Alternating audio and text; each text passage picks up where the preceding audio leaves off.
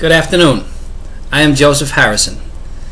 The following video is a generalized discussion of e-government.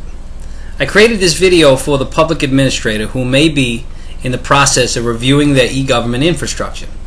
Some managers may be undecided as to whether or not they should continue to expand upon their existing infrastructure or maintain the status quo.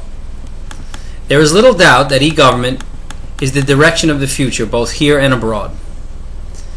In 2011, a journal article entitled Politics of E-Government, E-Government and the Political Control of the Bureaucracy, authored by Ahn and Schneider, discussed the explosion of e-government in a small city in South Korea. In this city, local public administrators had incorporated more than 110 fully functioning e-government services. In this system, roughly $95 million was transacted online through the district's website, and 100 billion won, or approximately $107 million in taxes, were collected over the internet.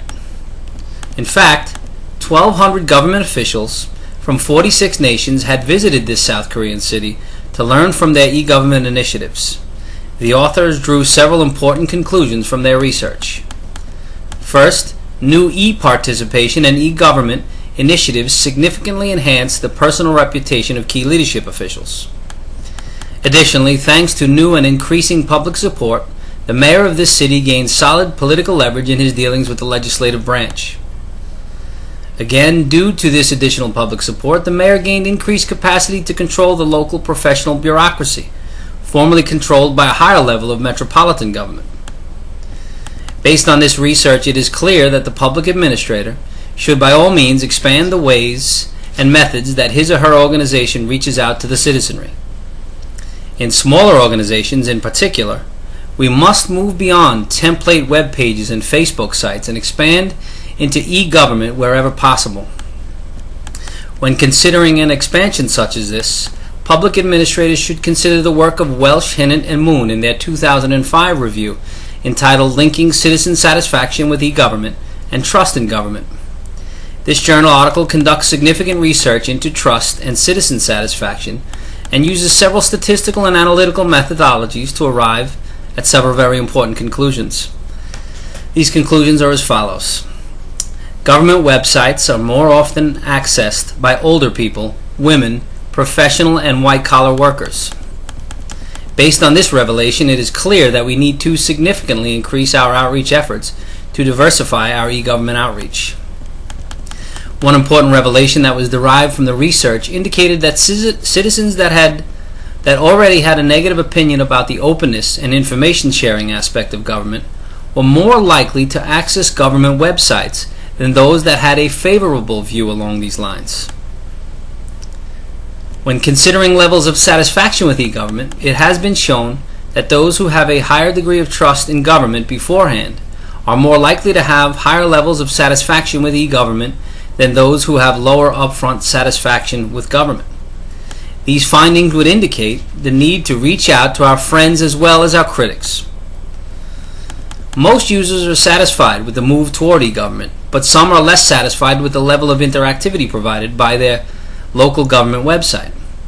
In fact, this research has shown that citizens are satisfied with the efforts of government as a provider of information, but that they seem to want to move beyond informative and begin the pursuit of interactive e-government.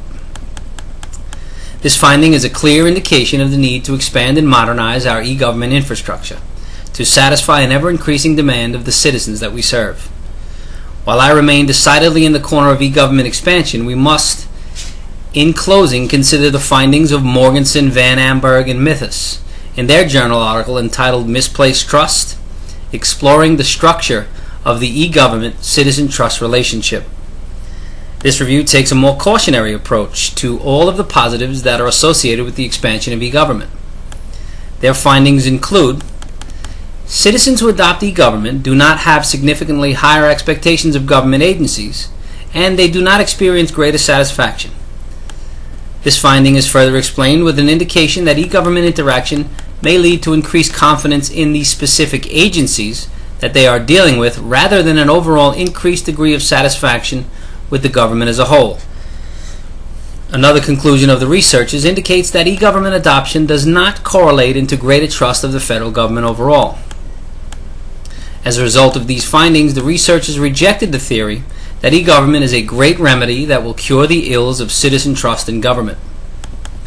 Although there is some evidence that e-government has a positive impact on a citizen's relationship with a particular agency, it in no way garners a newfound trust in the federal government. The researchers recommend a cautionary stance against irrational exuberance as it pertains to the potential of e-government. I agree with this sentiment, and I have experienced it firsthand on both ends of the e-government spectrum. While experiencing increased e-government usability, I find that I have a growing affinity for that organization alone while maintaining a comfortable wait-and-see attitude about government in general.